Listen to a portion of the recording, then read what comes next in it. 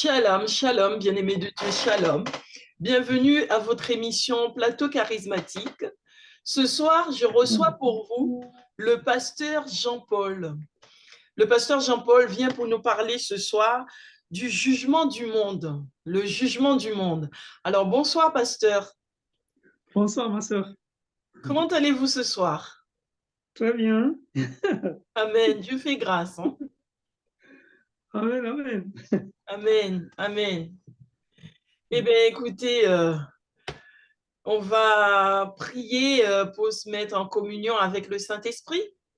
Oui. Saint-Esprit, nous venons ce soir parler encore en ton nom.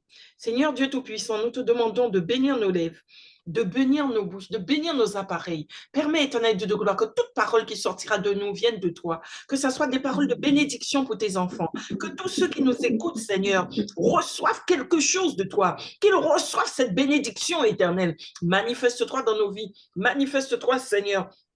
Lève-toi, Père éternel et tout-puissant, et manifeste-toi. Manifeste-toi, éternel, nous nous attendons à toi. Père, nous voulons, éternel Dieu de gloire, toucher des âmes pour toi, Seigneur. Nous voulons gagner ces âmes, éternel Dieu de gloire. Manifeste-toi dans leur cœur, que tous ceux qui écoutent ces émissions, éternel, reçoivent quelque chose, que les cœurs soient touchés, Papa. Bénis-les, éternel Dieu de gloire, au nom puissant et glorieux de Jésus-Christ de Nazareth. Amen. Amen, amen. Alors, pasteur, je disais que vous veniez pour nous parler du jugement du monde dans Oui. Jean 12, 31, verset 32. C'est ça. C'est Jésus qui parle. Hein? Mm-hmm. Jésus qui parle dans Jean 12, 31 et 32. Il dit, maintenant, c'est le jugement de ce monde. Mm-hmm. Maintenant, le prince de ce monde sera jeté dehors. Et moi, quand j'aurai été élevé de la terre, j'attirerai tous les hommes à moi. Amen. Amen, amen. Il dit que c'est maintenant le jugement de ce monde. Ce n'est pas en 2024. Hein? Quand Jésus parle comme ça fait déjà 2000 ans. Ça veut dire que ça fait déjà 2000 ans que le jugement a commencé. Mm-hmm. Mm-hmm. C'est tellement qu'il avait commencé avant. Il avait commencé avant parce qu'il a dit dans Jean 16 que le prince du monde a été jugé. Donc, le jugement a commencé à l'époque où Jésus était sur la terre. Alors aujourd'hui, je vais juste donner les faits marquants. Hein. Oui. Je vais juste donner les faits marquants. Et puis, la prochaine fois, on va aller dans les profondeurs. Donc, Jésus dit que c'est le jugement du monde. Lorsqu'il est sur la terre, il a pris la forme d'un homme. Et il dit que c'est l'heure du jugement. Dans Jean chapitre 5, il dit que c'est l'heure du jugement. Hein? D'ailleurs, Daniel avait annoncé cela. Dans Daniel chapitre 12, Daniel avait dit, certains vont se réveiller pour le jugement et d'autres vont se réveiller pour la vie éternelle. Hein? Parce que nous étions tous morts à l'époque. Nous étions tous des morts vivants parce qu'on était complètement dans le péché. Mm-hmm. Il a fallu entendre la parole de Dieu pour revenir à la vie. Ça, c'est Ésaïe 55, verset 3. Mm-hmm. Écoutez et votre âme vivra. Mm-hmm. Donc, quand Jésus arrive, il donne la parole de Dieu et cette parole de Dieu commence à ressusciter les âmes. Mm-hmm. Hein? Il faut bien garder ça à l'esprit. Ésaïe 55, verset 3. Et puis, Jean chapitre 5, verset 24. Alors, Jésus, avec sa parole, ressuscite les âmes qui étaient mortes dans le péché. Ça, c'est Ézéchiel 18. Mm-hmm. Hein, en fait, tout ça, bon, je n'avais pas prévu de parler de ça, mais il faut se rappeler ça. Mm-hmm. Mm-hmm. Il faut se rappeler que l'âme qui pêche, c'est elle qui mourra. Oui. Et quand une âme est morte, la personne physique, elle est là, mais spirituellement, elle est morte. Mm-hmm. C'est ce qu'on appelle les morts vivants. Mm-hmm. Donc, les personnes qui sont des morts vivants, il faut la parole de Dieu. c'est la parole de Dieu qui va ressusciter leur âme. Et donc, c'est ce qui se passe ici. Quand Jésus arrive, il annonce la bonne nouvelle du royaume de Dieu et les âmes sont ressuscitées. Alors, Daniel avait annoncé que certains vont ressusciter pour la vie éternelle, c'est-à-dire ceux qui croient en Jésus, et les autres pour la mort éternelle, c'est-à-dire la seconde mort, parce qu'ils n'ont pas cru. Et oui, c'est comme ça. Alors, donc, quand Jésus arrive, il faut donc savoir que les paroles de Jésus divisent le monde en deux parties. Ceux qui croient en Jésus et ceux qui ne croient pas en Jésus. Sachant que les habitants du monde sont tous pécheurs parce que tous ont péché et sont privés de la gloire de Dieu. Et j'ajoute un détail, c'est que c'est la parole de Dieu qui juge. Jean chapitre 12, verset 48. C'est-à-dire que la parole de Dieu divise le monde en deux parties. Ceux qui écoutent la parole de Dieu et ceux qui n'écoutent pas la parole de Dieu. Tu avais dit quel passage, Jean, combien? Dans 12, 48. D'accord. C'est le même chapitre là qu'on est en train de lire. On a pris Jean 12, 31, 32, mais en plus bas, il y a le verset 48.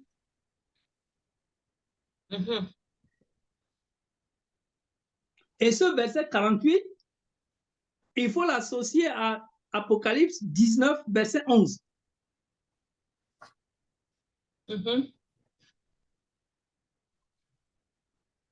Je vais vous lire ça. Apocalypse 19, verset 11 dit ceci.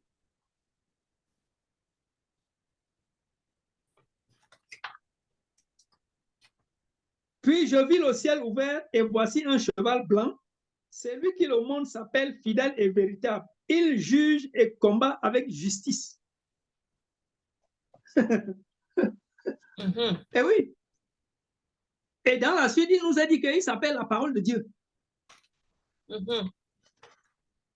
Et ici, puisque dans le début du livre de Jean, on dit qu'il est le Verbe. Le Verbe, c'est la parole. Mais c'est la parole de Dieu, hein? C'est la même chose. Donc, c'est lui qui juge. Et ici, il nous dit ici que c'est maintenant le jugement du monde. Et quand vous allez regarder encore Hébreux chapitre 4, verset 12, vous allez voir que la parole de Dieu entre dans les oreilles, elle descend dans le cœur et elle juge les sentiments et les pensées du cœur. C'est-à-dire que nous avons ici quelqu'un qui s'appelle la parole de Dieu. Il est juge. Et la parole qui sort de sa bouche, quand elle rentre dans notre cœur, elle va encore juger à l'intérieur. Il faut bien comprendre. Hein? Oui. Alors, donc, nous avons, donc, c'est maintenant donc le jugement, c'est maintenant l'heure du jugement, comme il dit dans Jean chapitre 5.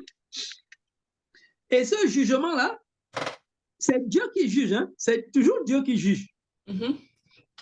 Et Dieu a choisi un homme pour juger le monde. Ça, c'est Actes chapitre 17, verset 30-31. Ça y est, avant la fondation du monde, Dieu a choisi quelqu'un pour juger le monde.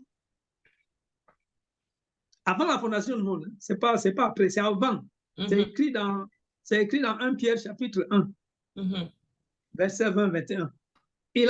Dieu a choisi quelqu'un qui va juger le monde. Et aujourd'hui, donc, il envoie ce quelqu'un dans le monde pour juger le monde. Et ce monsieur s'appelle la parole de Dieu.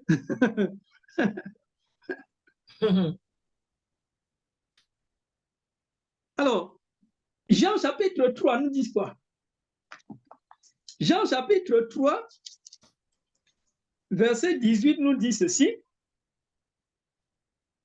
Celui qui croit en lui n'est pas jugé,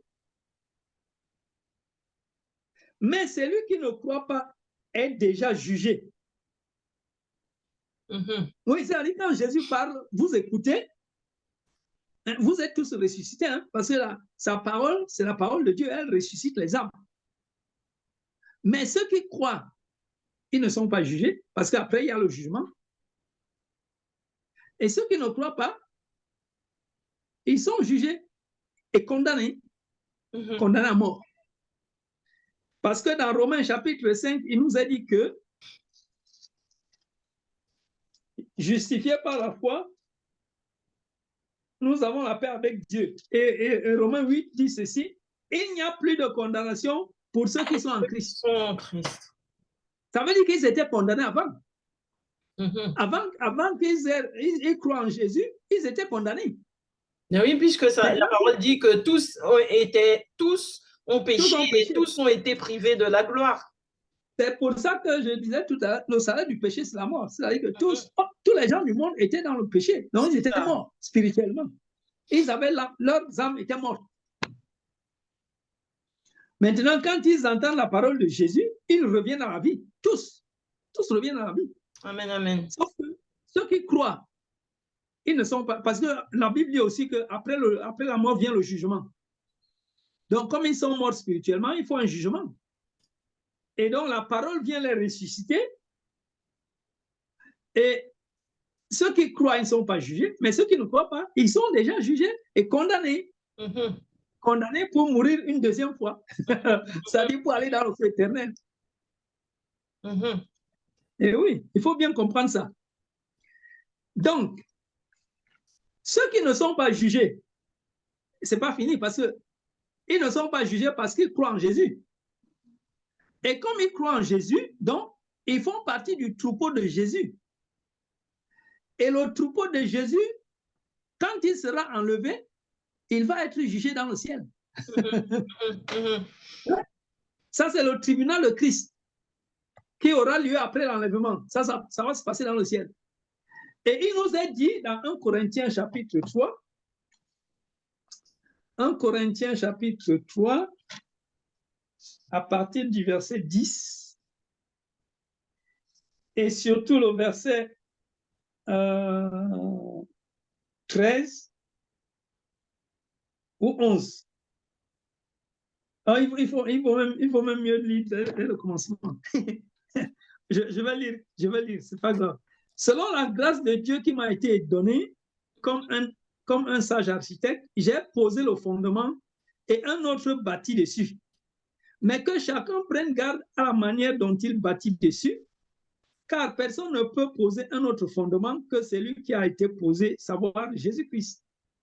Or, si quelqu'un bâtit sur ce fondement avec de l'or, de l'argent, des pierres précieuses, du bois, du foin, du chaume, l'œuvre de chacun sera manifestée, car le jour la fera connaître parce qu'elle se révélera dans le feu.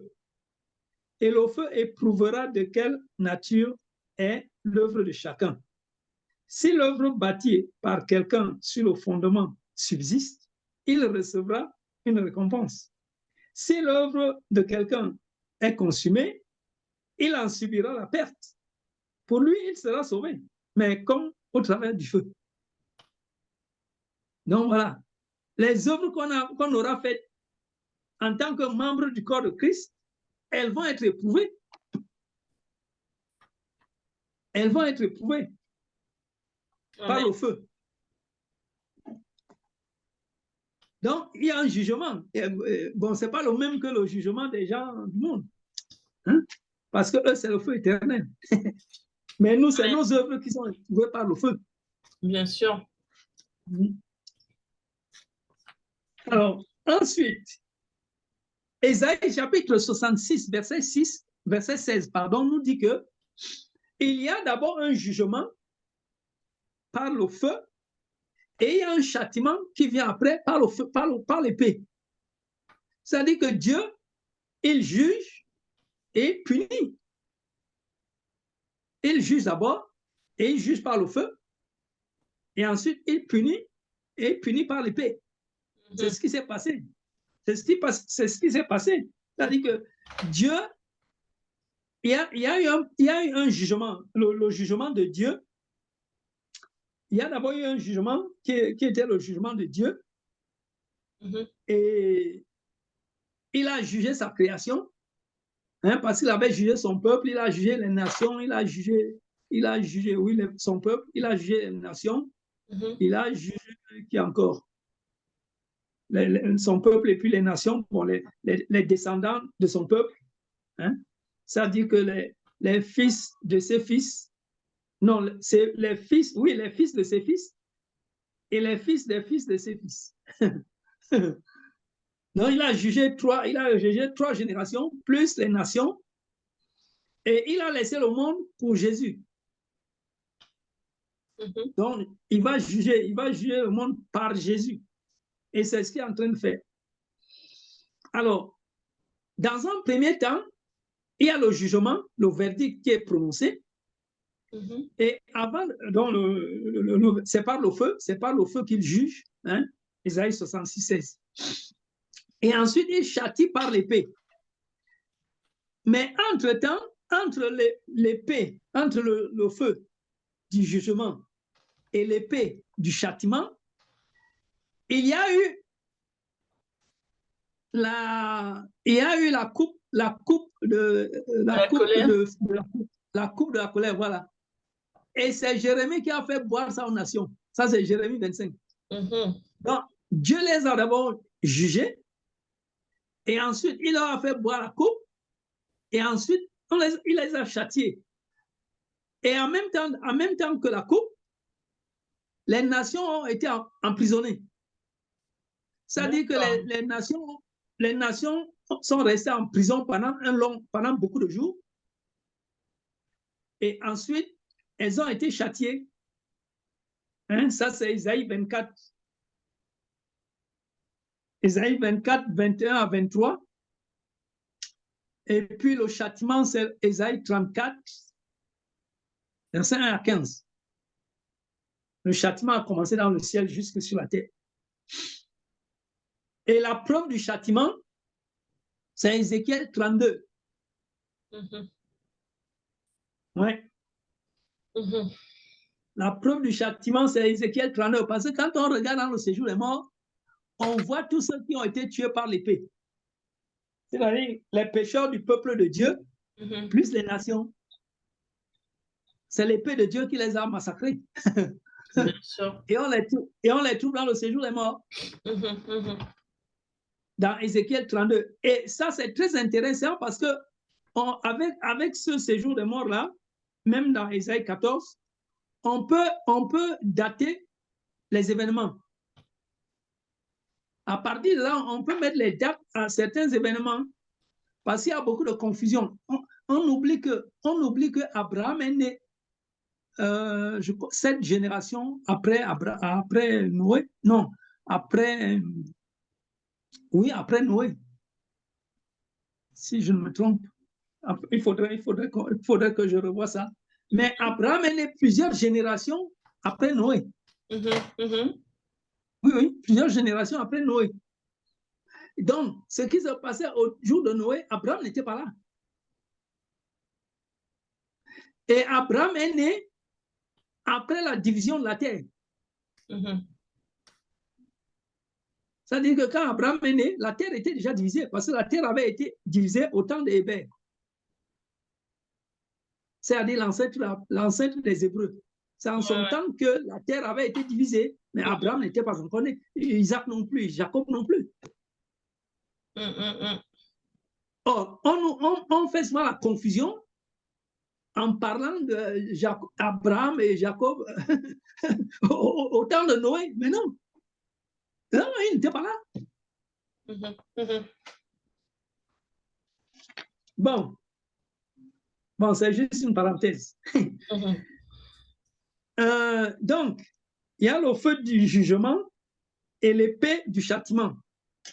Et c'est la même chose que Jésus a fait. Enfin, c'est le même circuit que Jésus fait ce que le Père lui montre. Hein. Jésus imite le Père, c'est normal. Quand Jésus est venu pour juger le monde, c'est d'abord le feu. Le feu, c'est le jugement. Et ensuite, l'épée, c'est le châtiment. Donc, le feu, c'est quoi? Le feu, Jean-Baptiste a dit, c'est lui qui vient, il a son vent à la main, il nettoie son air et jettera la paille dans un feu qui ne peut pas s'éteindre. Donc, c'est le feu éternel. C'est le feu éternel. Et dans Luc 12, 49, Jésus dit, j'ai allumé, je suis venu pour mettre le feu. C'est ça. J'ai déjà mis le feu. Il a mis le feu. Et ce feu, l'apôtre Pierre nous dit que le feu est devenu une fournaise.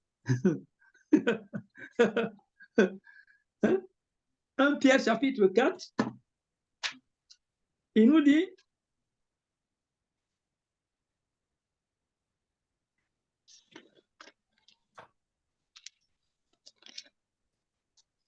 car c'est le... Non, verset 12, 1 Pierre 4, 12, bien-aimés, ne soyez pas surpris de la fournaise qui sévit parmi vous pour vous éprouver, comme s'il vous arrivait quelque chose d'étrange. Au contraire, réjouissez-vous de participer aux souffrances du Christ, afin de vous réjouir aussi avec allégresse lors de la révélation de sa gloire. Donc, Jésus a allumé un feu dans Luc 12, 49. Il disait ceci, « Je suis venu jeter un feu sur la terre, et qu'ai-je à désirer s'il est déjà allumé? » Il a mis le feu, et puis il est parti. Et comme c'est un feu éternel, parce que ce feu-là, il ne va jamais finir. Hein? Ah, il ne va pas finir. C'est les épreuves qu'on a aujourd'hui, là, ça ne va pas finir. Ça va continuer. Mais, sauf que l'Église, elle va échapper. Le Seigneur va la récupérer. Et puis les autres vont continuer à avoir souffrance. Et donc l'apôtre Pierre nous dit que le feu là que Jésus a allumé, le feu éternel là, il est déjà une fournaise. Au temps des apôtres, hein, il était déjà une fournaise au temps des apôtres. Au temps des apôtres. Et oui. Et alors aujourd'hui, c'est encore pire. C'est ça qu'il faut voir. Alors il y a des gens qui pensent que le feu n'est pas encore là. Hein. Il y a des gens qui pensent que le feu n'est pas encore là. Non, parce qu'ils s'attendent à voir un feu physique. Ils pensent que ça va venir à la fin du monde. Mais c'était déjà la fin du monde au temps de Jésus, quand Jésus était là. C'était le commencement de la fin. Bien sûr. Jésus est venu au dernier jour.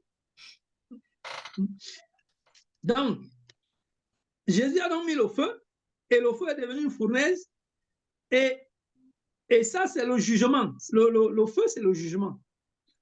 Le châtiment va venir quand il reviendra, parce que quand il va revenir, il va venir pour châtier ceux qui ne connaissent pas Dieu. Et il va venir avec ses anges, avec l'épée.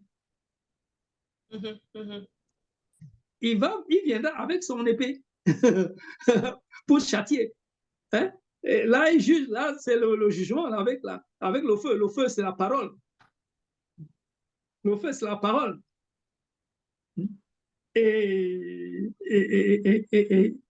ça brûle les cœurs, ça fait mal, ça détruit le mal, la méchanceté. Et quand il va revenir donc prochainement, ce sera avec l'épée. Et l'épée aussi, je me demande si c'est pas, mais c'est l'épée de l'esprit aussi. Ça va être l'épée de l'esprit aussi. C'est pas forcément l'épée physique. À mon avis, c'est l'épée de l'esprit, c'est-à-dire la parole de Dieu encore. Exactement. Mais ce qui est sûr, c'est que l'Église va partir. Et donc, les autres vont être tourmentés par la parole de Dieu. Eh bien oui, c'est exactement ça. Il faut bien préciser, pasteur, que l'Église, quand on parle d'Église, on parle de l'Église corps du Christ, pas l'Église bâtiment. Parce qu'il y en a certains qui pensent qu'ils seront sauvés dans leur Église et que les autres églises ne seront pas sauvées. Non, l'Église, c'est le corps de Christ, c'est le peuple de Dieu. C'est ceux qui croient en Jésus. C'est-à-dire ceux qui croient en Jésus, qui le suivent vraiment. Oui, ceux qui croient en Jésus-Christ. Mais il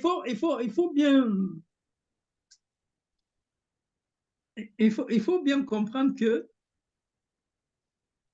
même les gens qui écoutent la parole de Dieu, ils écoutent seulement. ils sont de Dieu. Alors, le simple fait d'écouter la parole de Dieu, ça vous distingue des autres. Parce que c'est la parole de Dieu qui divise le monde en deux parties. Ceux qui écoutent et ceux qui n'écoutent pas. Parce que la maison de Dieu commence par ceux qui écoutent sa parole.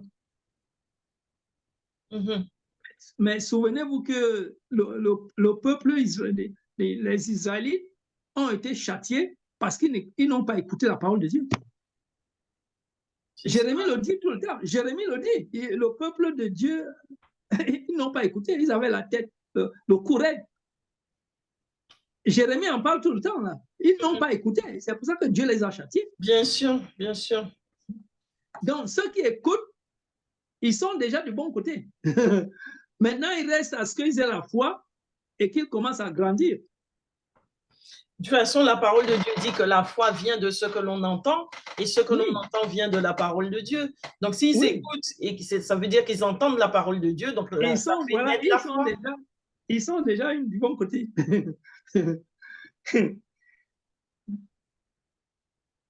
Alors, donc, qu'est-ce que je peux dire encore? Oui, donc je disais que le châtiment, donc après le jugement par le feu, il y a le châtiment par l'épée, et le châtiment va arriver donc quand Jésus revient, il vient pour châtier ceux qui ne connaissent pas Dieu et ceux qui n'obéissent pas à la parole. Et après cela, il y aura le tribunal des chrétiens dans le ciel. Voilà. Alors, je vais encore dire une autre chose, c'est que le jugement est exercé par les saints. 1 Corinthiens 6. 1 Corinthiens chapitre 6.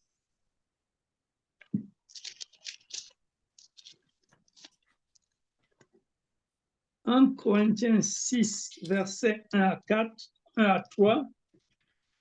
Il dit, quelqu'un de vous, lorsqu'il a un différend avec un autre, ose-t-il plaider devant les infidèles et non devant les saints?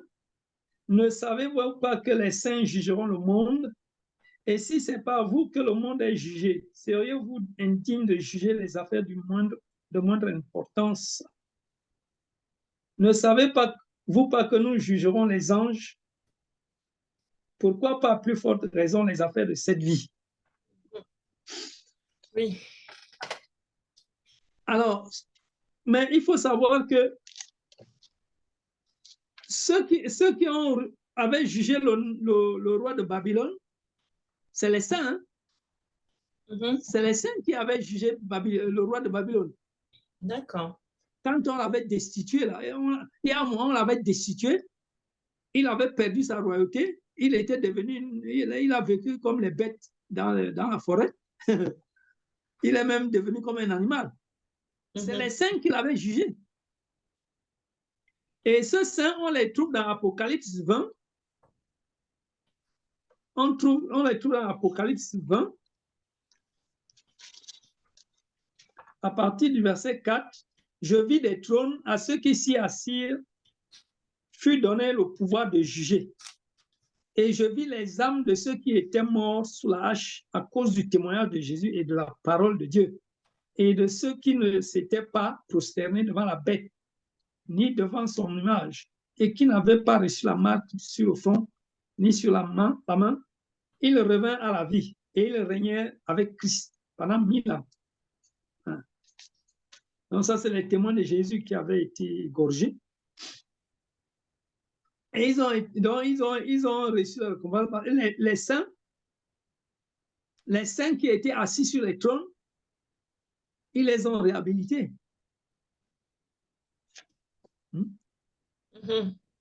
Et nous sommes aujourd'hui, nous sommes les concitoyens des saints. C'est-à-dire que parce que Dieu nous a transportés dans le royaume de son Fils, et donc nous sommes devenus leurs concitoyens.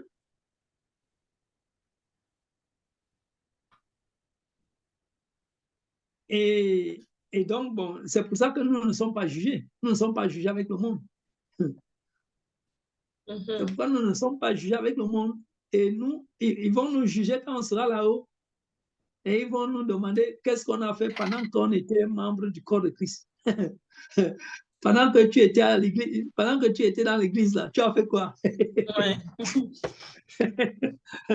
Tu as passé ton temps à chauffer les bancs. Oui. Si tu as passé ton temps à chauffer les bancs, alors là, Alors là, ça va chauffer. ah ouais. Alors, qu'est-ce que je peux dire encore là? Eh bien, moi, je propose, pasteur, qu'on puisse prier un peu parce qu'on arrive presque à la fin de notre émission. Il nous reste 8 minutes, donc on peut prendre ce temps-là pour prier peut-être. C'est ça, je pense même, j'ai même fini, j'ai fait le tour de... Vous pouvez conclure et ensuite on va enchaîner sur la prière. Oui. Ouais, en fait, c'est l'essentiel que je voulais donner. Je l'ai donné. Je pense que je l'ai donné. Donc, je dis la colère de Dieu a été manifestée donc par le jugement et le châtiment le jugement par le feu, le châtiment par l'épée. Et entre le châtiment et le jugement, il y a eu la coupe de la colère que les nations ont bu, et puis la prison des anges rebelles qui sont restés un long moment dans la prison. Et tout ça, il faudra voir ça en détail pour faire la chronologie, parce qu'on mélange tout. On mélange tout et puis on ne sait pas quand est-ce que ceci s'est passé, quand est-ce que cela s'est passé. Et on pense même qu'il y a des choses qui sont à venir alors qu'elles sont déjà passées. Il y a une confusion terrible. Donc voilà. On va voir, on continuera la prochaine fois. Ok, ben écoutez, on va conclure et puis on va passer à la prière. Hein. Amen, amen. Donc, on va prier. Seigneur, nous te bénissons, Papa. Nous te rendons grâce parce que tu veux que tous les hommes soient sauvés et parviennent à la connaissance de la vérité. Seigneur, tu es en colère contre les personnes qui cachent la vérité, Seigneur. Et nous ne voulons pas être de ceux qui cachent la vérité, mais nous voulons être de ceux qui la font connaître. Aussi, Papa, nous prions pour que tu nous éclaires encore dans ta parole, que tu nous fasses connaître encore plus la vérité, Seigneur, et afin que nous puissions la mettre en pratique et obéir à ta voix, Seigneur. Merci parce que tu nous as donné cette opportunité de parler à des frères et sœurs qui sont ici et d'autres qui sont loin. Seigneur, par la grâce de la technique, Papa, soit élevé, soit glorifié dans le nom puissant de Jésus. Père, je prie pour que cette parole qui a été entendue par mes frères et sœurs, Papa, qu'elle ne tombe pas sur une terre aride, ni rocailleuse, ni épineuse, mais qu'elle tombe sur une terre fertile, Seigneur, afin qu'elle puisse s'enraciner pour croître et porter du fruit pour la gloire de ton nom. Seigneur, je la confie au Saint-Esprit pour qu'il éclaire tous ceux qui n'ont pas compris, Seigneur, et ceux qui veulent aller plus loin, Papa, que l'Esprit de Dieu lui-même s'en charge de les conduire, Seigneur. Comme il m'a conduit, comme il me conduit. À toi la gloire, Papa, dans le nom puissant de Jésus. Je lis et je paralyse, Seigneur, tout esprit méchant, tout démon, tout sorcier, Papa, qui aurait la volonté, Seigneur, d'empêcher tes enfants de comprendre cette parole, de la garder, de la méditer, Papa. Qu'ils soient liés et paralysés dans le nom puissant de Jésus. Seigneur, que la gloire et la louange te reviennent. Continue de nous enseigner, Père. Au nom de Jésus, j'ai ainsi prié. Amen. Amen. Amen, amen, amen, amen. Eh bien, écoutez, pasteur, je vous remercie d'être venu sur le plateau charismatique. Merci pour cette belle émission hein, qui est très édifiante pour chacun de nous. J'invite tout un chacun à vraiment exploiter ces émissions comme des enseignements. Reprenez les passages bibliques, allez les relire pour que vous puissiez bien comprendre et puis essayez de recevoir ces paroles vraiment comme un enseignement, comme une source d'eau où vous venez boire et que voilà, vous venez vous assouvir à cette eau. Voilà. Et puis, je vous invite aussi à laisser des commentaires parce que vous avez des difficultés à commenter les émissions. Je vous invite à commenter, à nous laisser des commentaires. Je vous invite aussi à m'envoyer des messages. Hein, si vous voulez, s'il y a des thèmes que vous voudriez aborder, n'hésitez pas à m'écrire. Et puis surtout, abonnez-vous à la page Plateau Charismatique, émission Plateau Charismatique. Et surtout, faites connaître l'émission. Merci à tous, Amen. merci à chacun de vous et je vous dis à bientôt. À bientôt, Amen. pasteur. Oui, oui. Bon Amen. week-end. Merci à vous aussi. Amen.